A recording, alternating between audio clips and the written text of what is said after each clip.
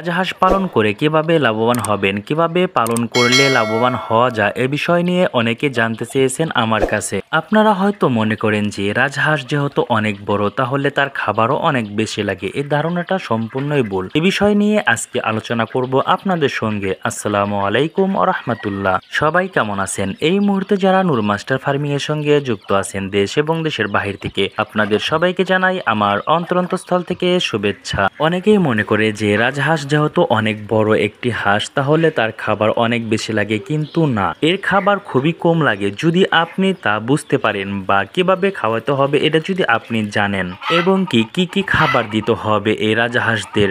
রাজহাঁসের খাবার আপনি যেভাবে দিবেন সেভাবেই সে খাবে, তাহলে আপনি কিভাবে খরচ কমাবেন এ বিষয় নিয়ে আলোচনা করা যাক।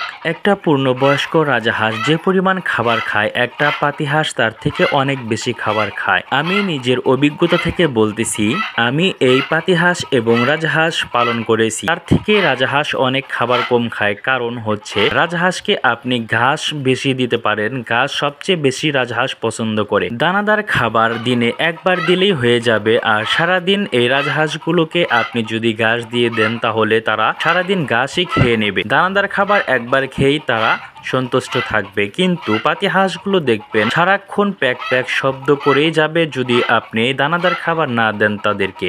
আর আপনার যদি বাড়ির বাহিরে খোলা জায়গা থাকে বা পুকুর থাকে তাহলে তো কোনো কথাই নেই, সেখানে সারাদিন ছেড়ে পালন করবেন, আপনার খরচ আরো অনেকটাই কমে যাবে।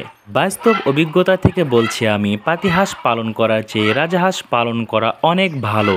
বাণিজ্যিকভাবে পালন না করলেও বাড়িতে খাওয়ার জন্য দুই একটি রাজহাঁস পালন করতে পারেন আপনিও। রাজহাঁসের সঙ্গে চীনাহাঁসও পালন করতে পারেন, কারণ রাজহাঁস এবং চীনাহাঁস একসঙ্গেই পালন করা যায়। রাজহাঁসের গোসল দেখে আমারও গোসল করতে ইচ্ছে হচ্ছে, মাশা আল্লাহ। দেশি হাঁস মুরগি এবং আপনার পোষা প্রাণী নিয়ে নিয়মিতভাবে আলোচনা হবে। সাবস্ক্রাইব করে মাস্টার ফার্মিং এর সঙ্গেই থাকুন। আল্লাহ হাফেজ।